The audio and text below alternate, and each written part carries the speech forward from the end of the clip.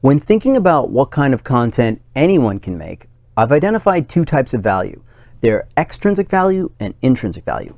Extrinsic value is content that is generally thought of as self-help or teaching content, anything from Neville Goddard to Alex Hormozi and every other possible scheme or plan you see on YouTube. Think nutrition advice, how to make money online, investing advice, music lessons, manifestation techniques, and so on. The value comes from something you hope to achieve by consuming the media, not directly from the media itself.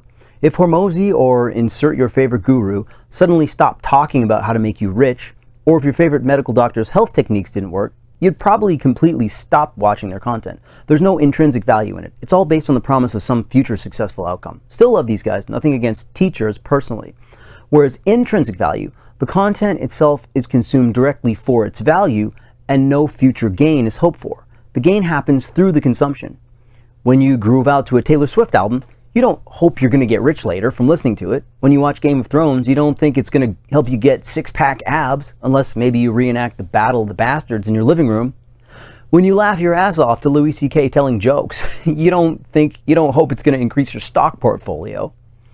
You consume that media because it directly improves your life in some way. That's intrinsic value. Some people may just refer to it as arts and entertainment versus learning and education. My belief is that anyone with moderate cognitive abilities can provide information in an organized and educating fashion and sell it as a package, course, or YouTube channel, but very few can provide great original creations. It wouldn't be that hard to create a good health channel, or nutrition channel, or a financial advice channel, but it's extremely difficult to create an album of great songs, an hour of hilarious stand-up, or write a fantastic novel. Extending this to commerce, it seems to hold up. Imagine how much less of an impact Elon Musk would have if he was just an influencer selling courses on how to make money instead of running and developing 3 or 4 massive companies that are changing the world. In the end, teaching and education can be thought of as a pyramid scheme. The teacher is getting paid, in whatever context or capacity, to tell the student what he knows so he can try to use it to improve himself. If the student just ends up getting paid to tell the next person, who becomes his student, how to do this skill or discipline, it's just a pyramid scheme.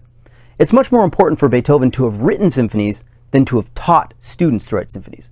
But I suppose it was also important that Haydn taught him, or maybe we wouldn't have those Beethoven symphonies. So a higher objective seems to be, like Taylor Swift, Beethoven, Louis C.K., Elon Musk, and many other great creators, to create intrinsic value. However, the lure of providing how-to and self-help information is magnetic, and maybe there is some intrinsic value in it as well, due to the fact that topics of learning can just be so interesting and entertaining in themselves.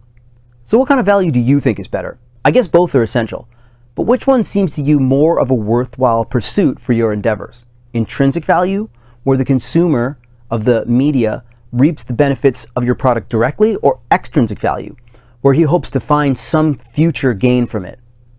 So, how do you want to contribute? Do you want to be thought of as a teacher or a creator? I suppose if you're really ambitious and energetic, you could do both, which, if you can swing it, is probably the best contribution.